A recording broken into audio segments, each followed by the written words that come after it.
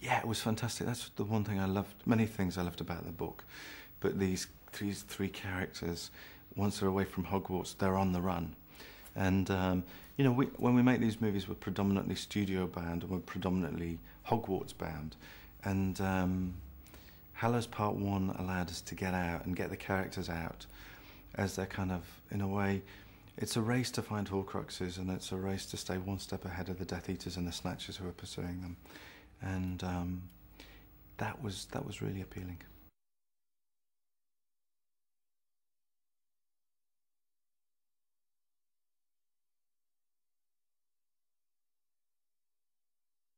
Do you know, it's great. I mean, they've grown up around a lot of green screens, frankly, and that's what's really wonderful about them as well, because they're probably the most experienced actors in the world at working in green screen environments. But when you take them out into the real forest, or you put them on a beach first thing in the morning and they get soaking wet because it's cold and it's windy, and they absolutely loved it. You know, it kind of infuses the work and it makes it feel realer and stronger. And so I think it did us all a power of good getting out and about.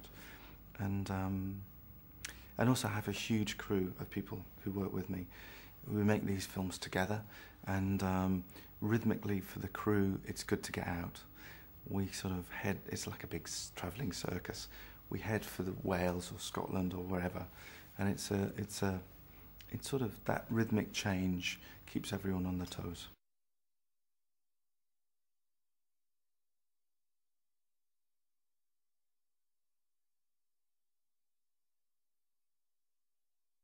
Ah, we loved doing that. It was really fun. It's a really tender scene in the movie, and I had a choreographer called Anthony Van Last, who's a really clever man. And Anthony choreographed that dance sequence, first of all. I went away for 2 hours. I said, Anthony, just work with Dan and Emma. And I came back and sat down. I was very nervous, and we pressed the music.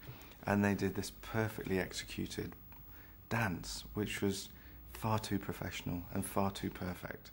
Because of course, you know, Anthony's brilliant at that kind of stuff. And I said, stop, guys. I'm not sure this is right. I said, can we just make it a bit more awkward and a bit more fumbly?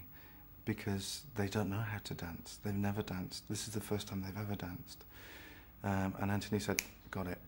I went away for another hour, did another shot somewhere else, doing something, came back, and Anthony had given them several moves which they could then kind of almost riff around. So he gave them a very basic framework, but the dance is essentially theirs. And I sat down, we played the music, and it was this really awkward, fumbly, slightly funny, but very sweet and moving, awkward dance together. And I said, Anthony, that's perfect. Keep it like that, a bit kind of deconstructed.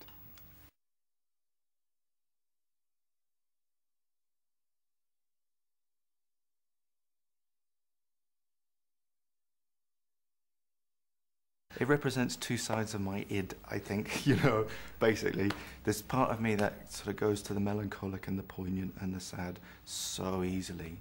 But then you bring out the pyrotechnics and the big boxes with buttons that you press to blow things up, and I suddenly schizophrenically shift to this 8-year-old boy who just likes the kind of big explosions and the fights and stuff. Because all that kind of stuff is really fun. And I had a wonderful guy called John Richardson who did all those kind of big explosion-y things. And we shot the movie, so there'd be 2 days where we'd shoot something like The Dance, which is so delicate and intimate, and then the next day we'd be out having Death Eaters fight, you know, and blow things up. So it was a very bipolar experience.